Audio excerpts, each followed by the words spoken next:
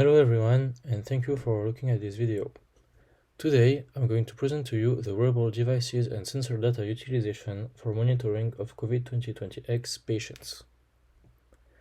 The apparition of a new highly transmissible virus such as COVID-19 in early 2020 has severely impacted our usual life.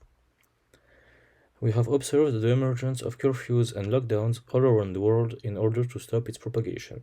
However, in addition to this being questionable on a human rights basis, they have not been able to truly contain the propagation.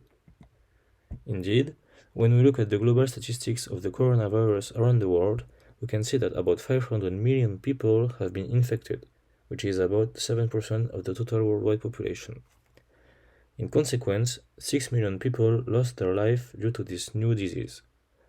Moreover, we can see that developed countries are the most touched by COVID-19 infections. Indeed, countries such as France and South Korea have about 40% of their population who has already been infected. In Korea alone, almost 20 million people have been contaminated and 25,000 died. This is why nowadays we try to test as many people as possible and lock down only positive and related ones. However, a typical person is infected and can transmit the virus for about 5 days before getting the first symptoms. Moreover, we believe that almost half of all the infected population is asymptomatic, meaning that they don't show any symptom ever and thus don't isolate themselves to prevent the propagation. Therefore, the ability to detect COVID-19 cases as soon as possible is a critical tool needed to reduce the transmission, by allowing people to self-isolate, seek testing, and obtain medical intervention as soon as they are aware of their infection. During this essay, we are going to focus on the use of wearable devices and sensor data for detecting COVID-19 infections before the apparition of the first symptoms and thus reducing the transmission. A previously done study in this domain had the idea to use our smartphones as wearable devices. The researchers created an app that allowed people to report their potential symptoms of COVID-19 in order to gather data and detect which ones were more likely to induce an effective infection. Thanks to a sample of more than 18,000 individuals, they were able to help distinguish between individuals with and without COVID-19. However, the results were not as good as expected, as it is already too late when people get their first symptoms. In addition, the only symptoms that really attest with high certitude for COVID-19 cases are the loss of smell and taste. All the others are not enough to declare a verdict with high enough confidence. This is where all the problem resides. We can't be satisfied with symptoms reports if we really want to fight the epidemic, because the virus has already spread way before we noticed it in the first place. Hence, we need a more accurate system and better data. All of this can be found thanks to a now widely popular device, smartwatches.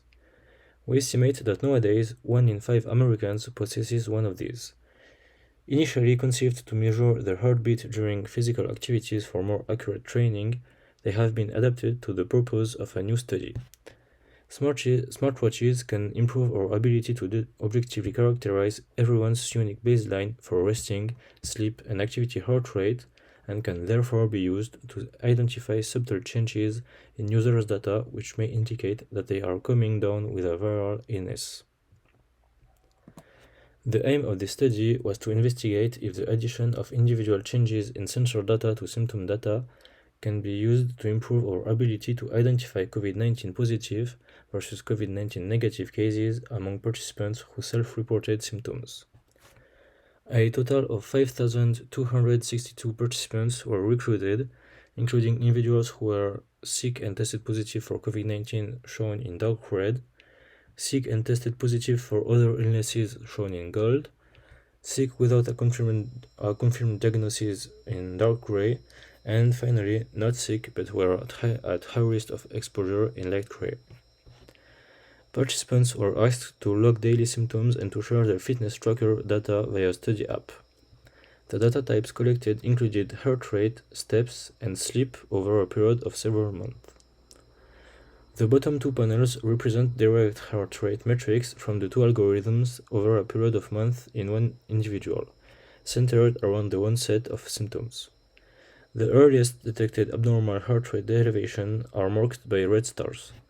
The anomaly periods detected by RHR-diff are spanned by red arrows, and the anomaly time point detected by HROS-AD are marked with red dots, so the symptom onset day and diagnosis day are indicated by vertical dashed and red purple lines, respectively.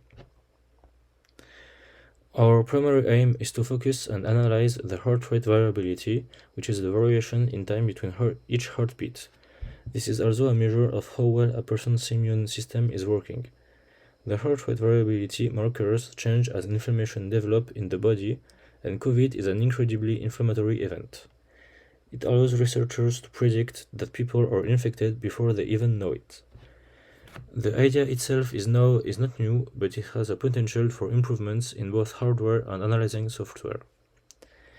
Individuals with COVID-19 experienced lower heart rate variability, or, in other words, little variation in time between heartbeats in contrast to COVID-negative individuals, the study found. In contrast, high heart rate variability does not reflect an elevated heart rate. It indicates that an individual's nervous system is active, adaptable, and more resilient to stress. So one key aim will be to improve sensor temporal sensitivity in these wearable devices. These sensors are not expensive, so one can use multiple sensors for better tracking and accuracy. Data analysis will also play a key role in the comparison of normal heartbeats and one with inflammation. To go even further, we can also take a glimpse at what could be the future of our wearable electronic devices and how we could use them to further improve the detection of different diseases. So currently, smartwatches provide information such as heart rate, sleep time and activity patterns, but in the future, this could be augmented with new classes of wearable devices that monitor, for example, the concentrations of cortisol for tracking stress using electronic epidermal tattoos, or biomarkers of inflammation and level of blood O2 with microneedle patches, the skin temperature with electronic textiles, or blood pressure with smart rings, concentration of ions with wristbands, intraocular pressure with smart contact lenses, and, for example, the presence of airborne pathogens and breathing anomalies with the help of face masks. Such emerging low-cost wearable sensing technologies, monitoring both physical parameters and biochemical markers, could be used to identify symptomatic and pre-symptomatic cases in future pandemics. The devices could also be used to remotely monitor the recovery of individuals undergoing treatment or self-isolating at home. To conclude, we could say that in spite of mass vaccination and extended lockdowns, the fear of pandemic is still there. We saw a recent exponential re-increase of cases in Shanghai as well as in Pyongyang.